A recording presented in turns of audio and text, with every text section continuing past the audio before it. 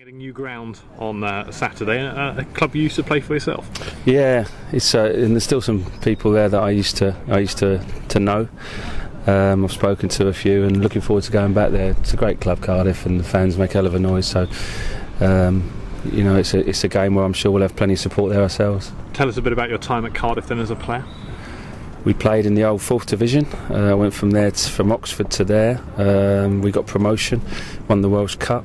I scored the winning goal that got us promotion direct from a corner, and had a fantastic time there. Played for a great manager who taught me a hell of a lot, Frank Burrows. And obviously a very handy outfit at the moment and looking good for a playoff spot, so they're going to be a stiff opposition for you. Yeah, they'll obviously be in the playoffs this year. We know all about them. They're a good side. Tough to play at their place. Obviously got strikers that are scoring goals and players out wide who can score, and solid. So we know what they're about. Dave Jones has done a really good job there. They've had their problems this year financially from what we can gather, but that won't affect them Saturday, and we know it's going to be a tough game. But you could have been describing your own side there with strikers who can score and pace out on the wides. I mean, you must be very pleased with how the team's shaping up at the moment. Yeah, if you looked at the game on Monday, I thought some of the stuff we played and was fantastic, and I think we'd have been a match for anybody in this league. In that half in particular, second half was tough. Every game is obviously different in the Championship, but we've got 2 great games coming up now. Cardiff away, at the top of the league, and then we've got the boss team in the league coming to our ground. And they're games that we're going to relish. And looking at the side, you got in crucial areas. You've got quite a lot of cover, haven't you?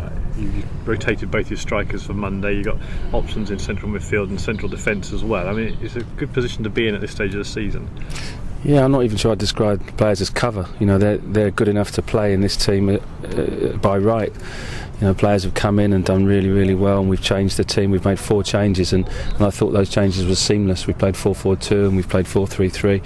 So, I don't get too bogged down with systems, to be honest. I know the players can play either or system or any other system that we want to play, and that's a credit to everybody. And you would probably look at our squad now and say there's 2 players for each position, which is a great place for us to be in. And I think I'm right in saying mathematically you could go safe from relegation this weekend with a win, which I suppose is going to be lost a bit, bearing in mind that you've done it so comfortably. I mean, it's a massive achievement really when you think where you were at Christmas.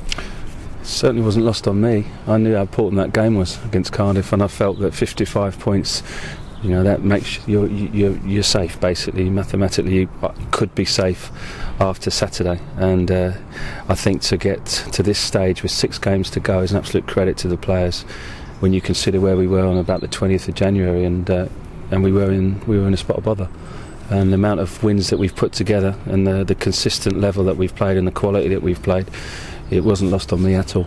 And at the beginning of January, did you envisage perhaps having to go to play against Preston on May the 2nd and maybe get a point or win or watch other results come in? Was that a possibility, did you think, at that stage? No, I was concentrating on the next game.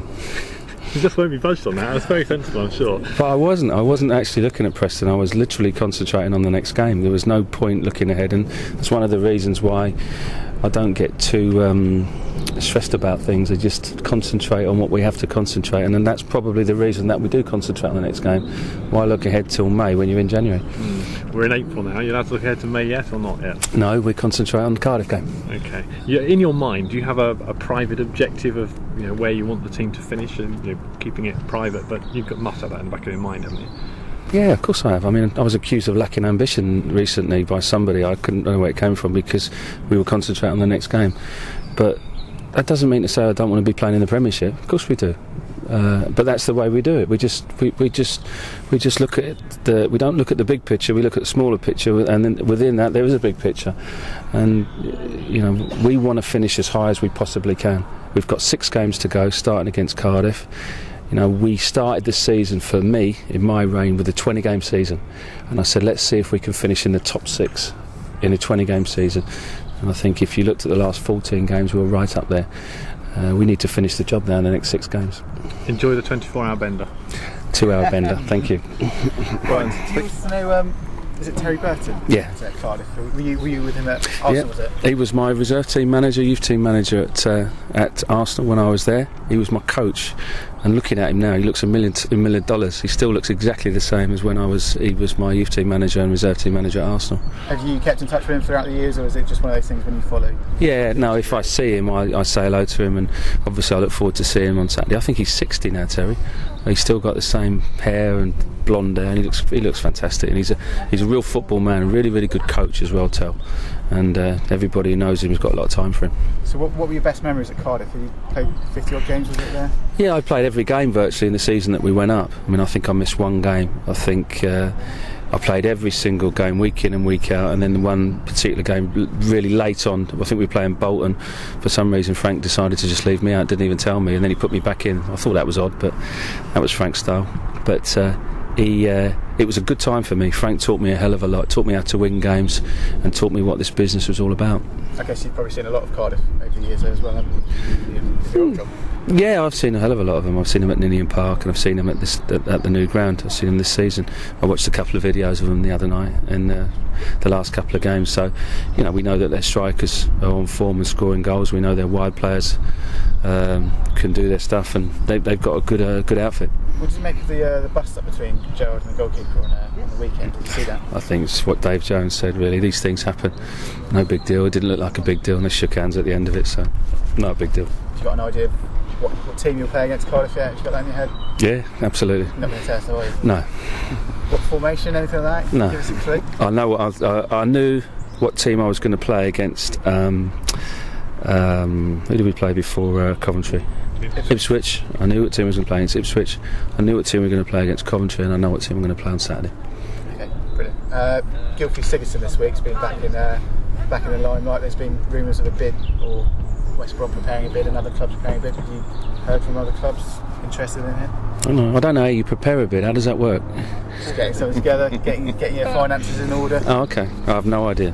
No, we've heard nothing. He's obviously somebody that you're desperate to keep hold of this season. Are you hopeful that Gylfi will stay at Reading?